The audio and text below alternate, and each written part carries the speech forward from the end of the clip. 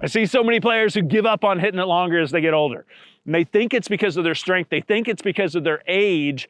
And that's not just wrong, it's almost absurd, because this power position that I'm about to show you is something that anybody can feel at any age. So, and it's actually trying to use your strength to hit it longer that's killing your distance. So grab a club wherever you are in your living room, it doesn't matter. This is not something to study, this is something to feel, and I'm going to show you how to do that right now.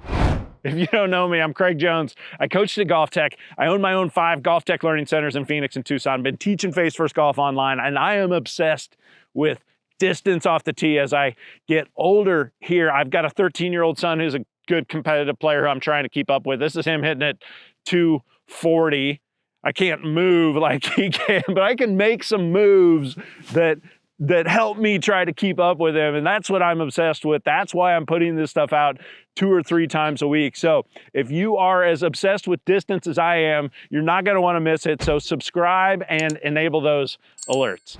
I had somebody after one of my recent videos about driver distance roller players say, oh, it's not your age that's costing your distance. Funny thing, the senior tour guys hit it shorter than the regular tour guys. So I want to respond to that because this is really critical to understand.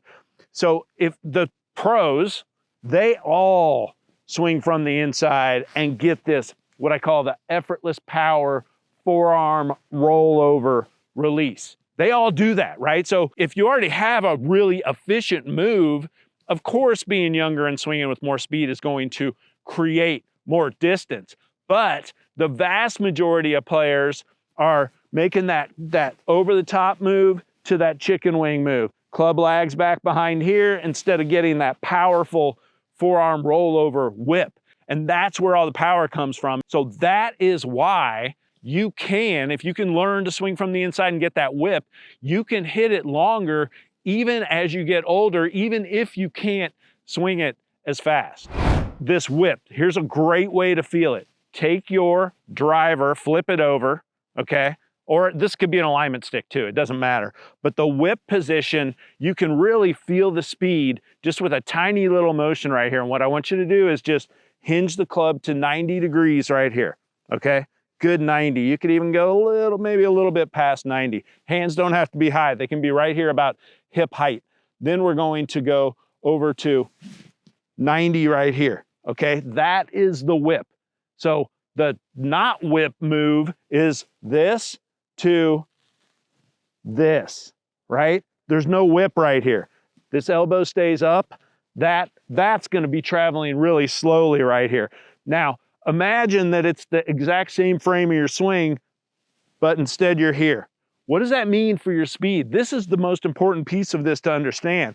What it means is if you are here and then you're coming into impact and you're here, the club's way back here. It's not going as fast. So the club face isn't going fast because it's not rotating over, but the club overall isn't traveling with as much speed either because it's way back here instead of having whipped at the exact same point in the swing to right here.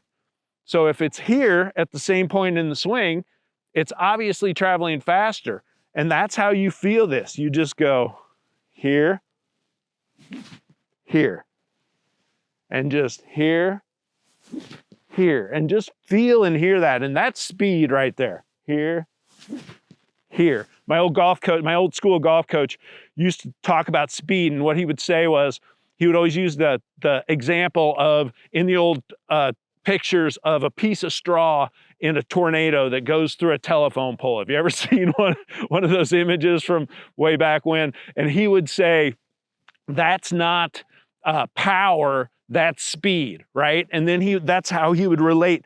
The golf ball doesn't care how strong you are. It only cares about speed, right? That's all that the golf ball understands is speed. So no matter your strength, if you can create this whip with this tiny little easy to make move, see how much this hand turns over, right?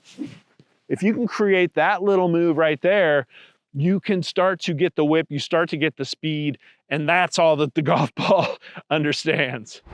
It's so important to understand the direction of the whip. It's around, okay? So the whip is around, right? So it's Here, we want that club coming from the inside, because when you whip, if you come over this way, like most players do, you're gonna pull it. For a right-hand player, way left. For a left-hand player, way right, right? So we need to get that club coming from the inside on the downswing, and it's this elbow close to your trail side here, and then this elbow close to this trail side. That creates the whip more around. A great mental image is tetherball. Ball on a string on a pole, right? That's that game that kids used to play anyway, and you are the pole, okay? So if you're pushing that ball and you're whipping it around a pole, you are the pole. You're pretty stationary. You've got rotation here, but you're not moving laterally. You are the pole that ball on that string is whipping around, okay? So stick around here, because I'm going to hit a couple in slow motion. I'm going to show you the speed of the face release and the rotation of the face through impact. And people are shocked when they see how quickly this club face starts to roll over through impact. So that might be a real eye-opener that really helps you understand this whip concept. All right, I got a 6-iron in my hands. I'm going to show you this with an iron, because this is really something that is, you should start with something that makes it a little bit easier to do, right? A little bit more loft on a club like an iron. It's the exact same thing. There's no difference. All the positions are the same. The club face rotation, the whip, it's all the same, okay? But first, let me just show you that move that most players are making, that over-the-top, weak chicken wing move here, right? So it's this over-the-top, and this is that inefficient where you're never gonna hit it anywhere with that move. Wow, that thing went a mile in the air and went nowhere. So let's slow that down real quick and take a look at that swing, and you can kind of see that over the top move. You can see that face held open, stay open through impact here, and that is that real weak move there. So now let's do the exact opposite. Let's get the whip and come from the inside here, right? So this is where we're just gonna be elbow down. I can feel it like this first. Just feel it. Feel this. Feel that elbow down here, and then feel it whip, right? Whip to that elbow over into this position right here. And this is gonna be a totally different ball flight. So, good close face grip. Don't forget that part. Ball in the center. I like the ball right in the center. I still like that stance just a little bit closed. That's that power stance, that cheap move for driver that I've taught. I like it with irons, especially when you're working on this. And now you're just trying to feel these elbows close to your side and that little tensionless whip, and just kind of slinging it from in to out.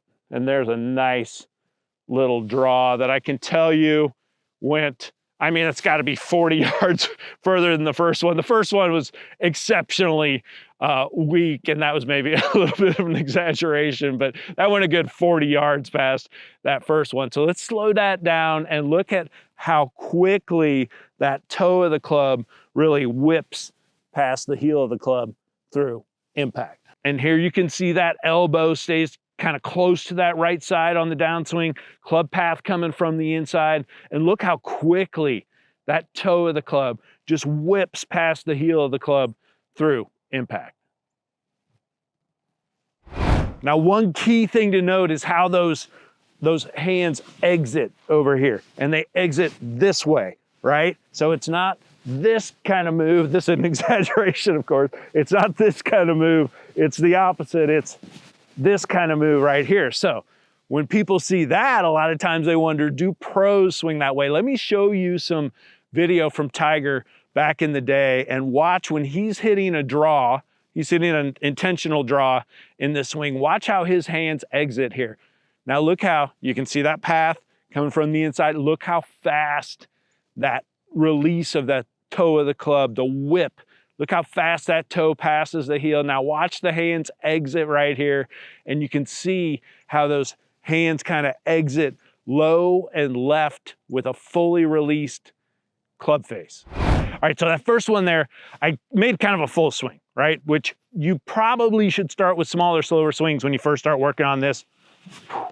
Whip, whip, just feel this length of swing to this length of swing. Then try to mimic that, making these couple little practice rehearsals without hitting the ball, just elbow, elbow, tensionless whip kind of move right here. Then just try to feel a little tiny swing just like that. And you're gonna get such an efficient little move with just this tiny little swing.